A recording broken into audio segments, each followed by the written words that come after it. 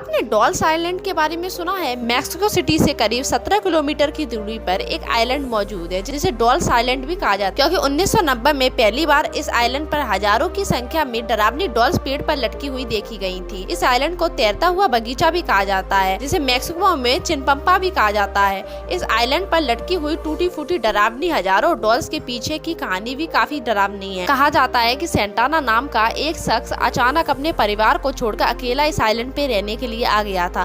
कहा जाता है कि सेंटाना के इस आइलैंड पे आने के बाद कुछ लोग इस आइलैंड पे घूमने आए थे, जिनके साथ एक छोटी बच्ची थी। तभी उस बच्ची की मौत आइलैंड के किनारे डूबने से हो जाती है। बच्ची की मौत जिस जगह पर हुई थी, सेंटाना को उसी जगह पे एक डॉल तैरती हुई मिलती है। सेंटाना को महसूस हुआ कि उस डॉल में उसी बच्ची की आत्मा है जिसकी यहाँ डूबने से मौत हुई थी। सेंटाना उस डॉल को पेड़ पे लटका देते हैं और इसी तरह से ये सिलसिला कई सालों तक चलता रहता है। उन्हें रहस्यमय तरीके से उस आइलैंड के किनारे पे टूटी फूटी और डरावनी डॉल्स मिलती रही और वे उन सब डॉलों को पेड़ पर लटकाते रहे। इसी तरह इस आइलैंड पर अब हजारों की संख्या में डॉल लटकी हुई हैं। रिपोर्ट्स की माने तो सेंटाना इस आइलैंड पे करीब 50 साल तक रहे थे। साल 2001 में रहस्यमय तरीके से उनका शव पानी में तैरता हुआ मिला। सफाई के दौरान कुछ लोग इस आइलैंड पर आए और हैरत में पड़ गए। इसके बाद मीडिया में इसकी बातें हुई और लोगों का इस आइलैंड पे आना जाना शुरू हुआ। फिलहाल ये आइलैंड अब टूरिस्ट प्लेस बन गया है, लेकिन रात होने से पहले सभी यहाँ से चले जाते हैं। लोगों का कहना है कि रात के समय इन डॉल्स के फुसफुसाने की आवाजें आती हैं। ऐसा लगता है कि पेड़ पर लटकी ये डॉल्स अपनी डरावनी आंखों से सब कुछ देख रही हो।